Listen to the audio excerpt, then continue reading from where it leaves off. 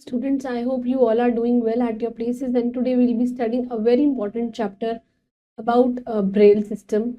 Right, so let's just begin with this chapter. You all will be liking it, but it's quite tricky. So please go through each line very carefully and listen to me very carefully and be attentive in the class. And let's just. So the title of chapter is A Flash of Light. Right.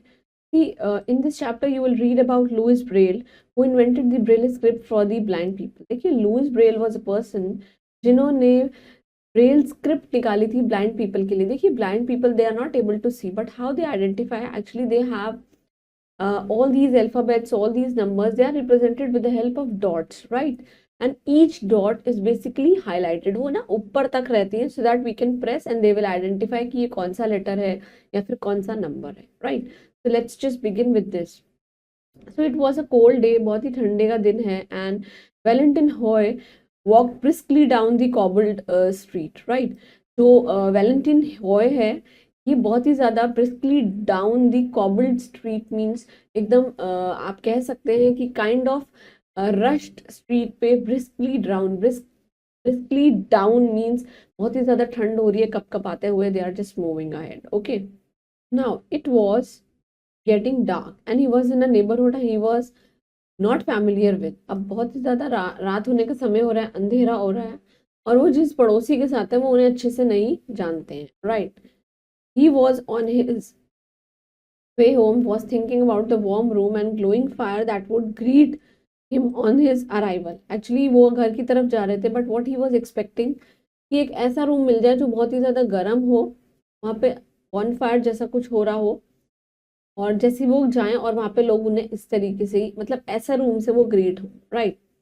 Now a carriage pulled by horses rattled past as Valentin reach the corner of the street. एक carriage जो है pulled by the, मतलब ऐसी एक carriage kind of जिससे कोई सामान लेके जा रहा हो, and it was pulled by horses. ठीक है, वो उसके पास से निकला, right? And to avoid being trampled by the horses he step back on the pavement.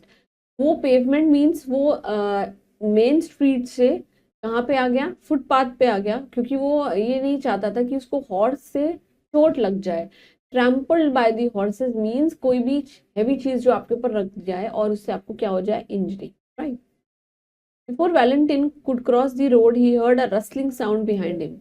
इससे पहले कि वो रोड को ऐसे क्रॉस करता, उसने एक बहुत ही ज्यादा रस्लिंग साउंड सुनी अपने कानों में. ही turned and saw in the shadows of a wide doorway a man standing with his hat in his hand. इससे क्या देखा मुड़ के कि तो shadows of a wide doorway, a man, एक इंसान है, वो खड़ा हुआ है हैट के साथ, उसके हाथ में हैट है, राइट? उसके पीछे. Please sir, said the man, spare some money for a poor blind beggar. कि प्लीज आप कुछ मनी लेंड करिए, किसके लिए? एक अंधे भिखारी के लिए, right? Beggar is the one who basically roams around the street मांगने के लिए. वेलेंटिन वॉज काइंड, बहुत ही ज्यादा काइंड थे, सॉफ्ट हार्टेड मैन थे, and he thought a lot about the problems of blind people. वो अंधे लोगों की बहुत ही ज्यादा प्रॉब्लम्स को टेक केयर करते थे, right? He had been wonder that how he could help the blind, की ब्लाइंड की कैसे मदद करें. On hearing the man's request he once removed one of his gloves and putting his hand into the pocket and pulled out a coin and he put in the beggar's hat. और उसने क्या किया, अपने gloves उतारा और उसको अपने pocket में अपने हाथ डाला, वहां से एक कॉइन निकाल के बेगर की हैट पे डाल दिया, right?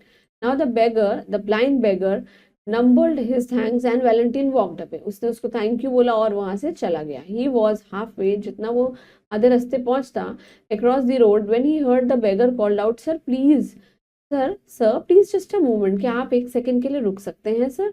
Valentine turn once again and return to face the blind man. और वापस से वो ब्लाइंड मैन की तरफ फेस करने लगे, right? Now surely sir, said the bagger who was an honest man. उसने कहा, यस सर, प्लीज आप बताइए कि क्या बात हुई है. You had made a mistake, you had given me a franc instead of sou. Actually इन्होंने क्या है, ये करेंसी है कि आपने मुझे फ्रांस दे दिया इंस्टेड ऑफ सुई, right? Valentine was astonished. Valentine बहुत ही ज़्यादा astonish हो गया. He was surprised कि कहने को तो ये blind है, but how come he know that I have changed the currency? He was not surprised by the man honesty, but by the fact that he could so quickly tell me the difference between a France and a sou, right? Basically he was so surprised. उसको बहुत ही ज़्यादा आश्चर्यचकित हुआ कि इसको कैसे पता चल गया कि डिफरेंस क्या है फ्रैंक और सुई के बीच में, right? How did you know that I have given you a Frank, asked Valentine, कि आपको कैसे पता है कि मैंने आपको फ्रैंक दिया है, सुई नहीं दिया है? Oh, replied the beggar, it's enough for me to pass my finger over it, कि ये मेरे लिए बहुत आसान है पता लगाने का, I just have to pass my finger, means note, if suppose this is a note, then I just have to pass the finger so that I'll come to know ki which currency it is. This was a flash of light in the Valentine head. और ये क्या था? एक दिमाग की बत्ती जल जाना, is a kind of a flash of light in Valentine के दिमाग में. Now Valentine allowed the beggar to keep the francs, though it was a great deal of money in those days. उस डेज में ये अच्छा deal था, तो उसने बेगर को कहा कि आप इसी को रख लीजिए. As he continued his walk, he thought to himself, if a blind can distinguish at the least touch a piece of money, then why shouldn't they not recognize a mark, letter or a figure? देखिए वो क्या कह रहे हैं कि if एक blind person को ये सब रिकॉग्नाइज करना बहुत इजी तरीके से आता है कि कौन सा करेंसी है, देन उनके लिए ये सब चीजें जैसे कि मार्क, लेटर और फिगर को आइडेंटिफाई करने में बिल्कुल भी प्रॉब्लम नहीं होनी चाहिए. In short, they should be able to distinguish any sign so long as it raise, चाहे कोई भी साइन हो उनको डिस्टिंग्विश करना आना चाहिए. Now with this idea, Valentine took home a blind boy whom he found begging at a church. Church पे एक बॉय जो है, he was begging. वैलेंटाइन उसको अपने घर के ले गए, ठीक है, चर्च डोर के पास. And the blind boy became his first pupil and learned very quickly that how to read from the raised sign. देखिए अब ये blind boy, he was the first one, इन्हें याद कराया गया, मतलब ये सीख गए कि कैसे raised sign से बात करते हैं. With the help of money donated by the public, जो public ने उनको money donate की थी, Valentine Hoy was able to start a school for the blind. He was able to start a school from the for the blinds by collecting all the charities that comes to him, right? Now, some years later, a blind man called Louis Braille. Now, 1809 he was born, and 1852 में also a Frenchman like Valentine Hoy की तरह वो एक Frenchman थे और उनको Louis Braille बोला जाता था. He perfected a system of writing specially for the blind, and this writing is known as Braille. और उन्होंने एक सिस्टम बनाया कि ये ब्लाइंड पीपल कैसे लिख सकते हैं, और इसी को क्या बोला है? Braille, right? तो Braille is a special alphabet which is use by blind. Braille क्या होते हैं? जैसे हम अल्फाबेट्स पढ़ते हैं ABCD, ऐसे ये भी पढ़ते हैं, but with the help of an Braille, right?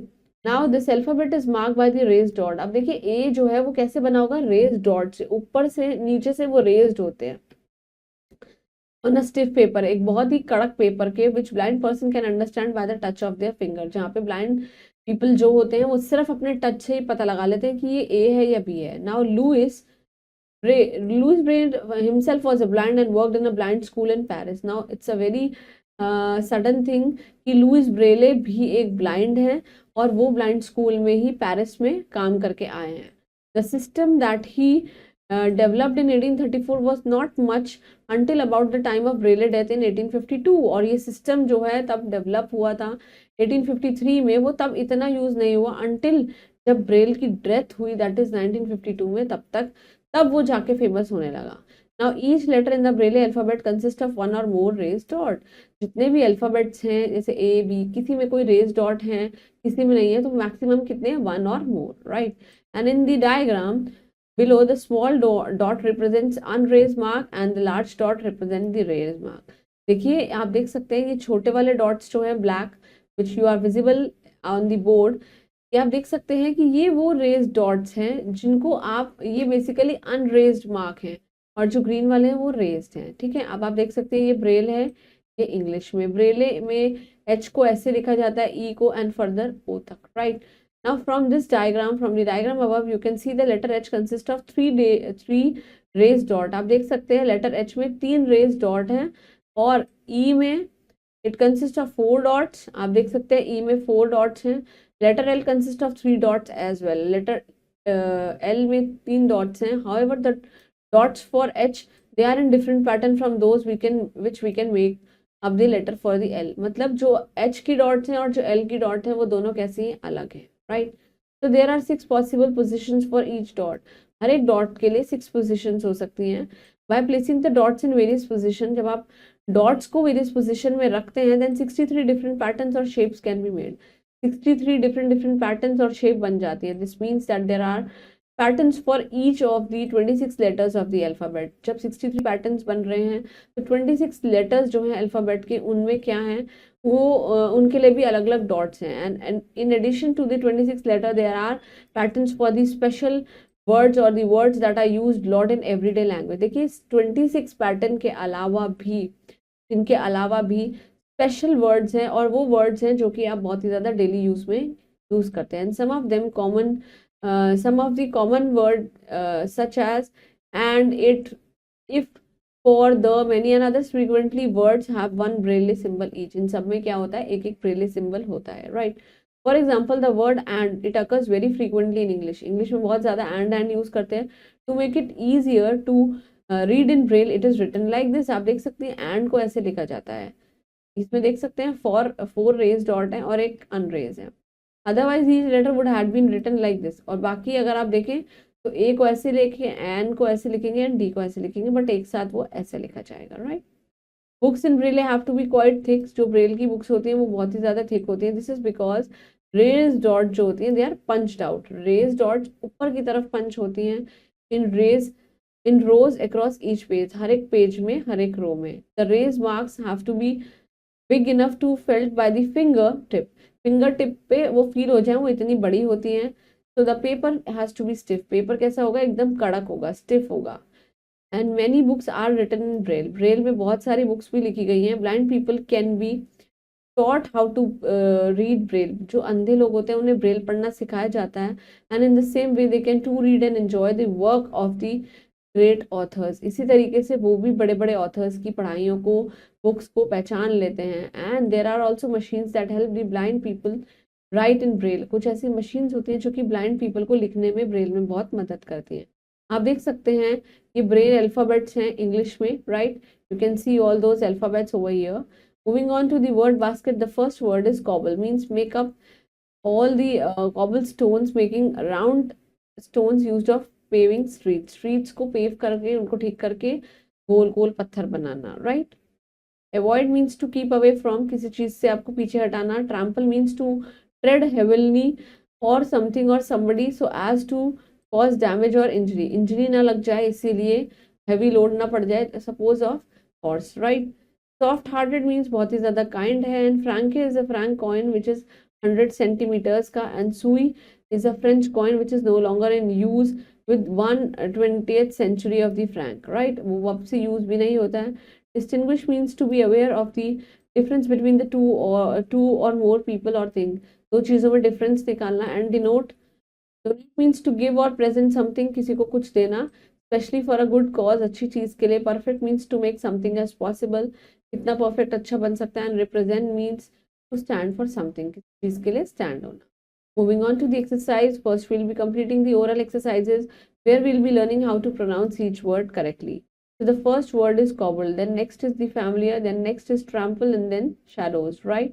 Then it's mumbled, then astonished, then distinguish, and then alphabets, right? Moving on to the correct answer. Valentine had thought a lot about the problems of whom? The problems of the deaf people, that is blind people, right?